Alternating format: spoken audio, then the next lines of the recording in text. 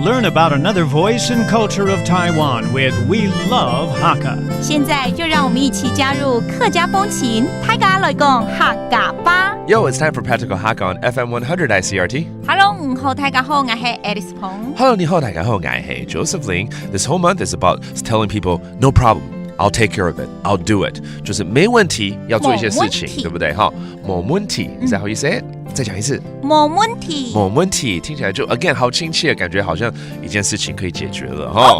OK 但有的时候是这样子啦，男女朋友啊，或者是这个夫妻啊，对不对？有人下班了，另外一个人去接另外一个啊。对啊，对不对？你等一下来接我。没错，这其实很重要。我以前跟女朋友分手，就是我都不去接她下班。那要改进。结果就出问题了，别人去接她下班了。你现在改进的话，以后就很多女朋友了。哎呀，怎么可能？好 ，Let's say you're getting off work and you want to go pick someone up, maybe your girlfriend or your boyfriend or your husband or wife, right? 或者是朋友也可以啦，哈。你下班了没 ？Are you off work? 下班累忙。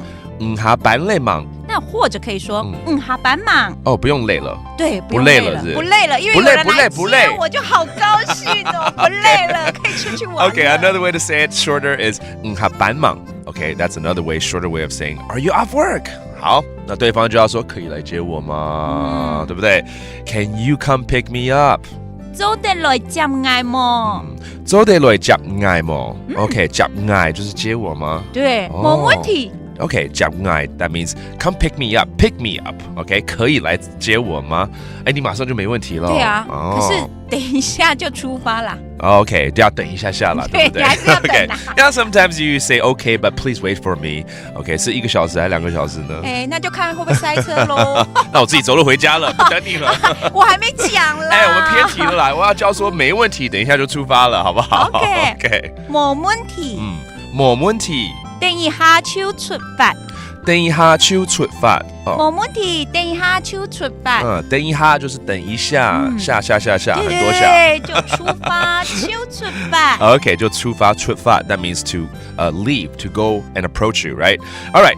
So let's review some of these phrases like 下班 getting off work. 下班来接我 come pick me up. 来接我 And finally, 等一下 wait a moment. 等一下 Okay, that's wait a minute, wait a moment. 好，希望大家呢说没问题的时候不要拖拖拉拉咯，一定要真的没问题才说哦。怎么说没问题？没问题 And that does it for today's Practical Hakka. 是母太嘎。俺子say 张来了。客家风情由客家委员会监制。 We Love Hakka has been brought to you by the Hakka Affairs Council.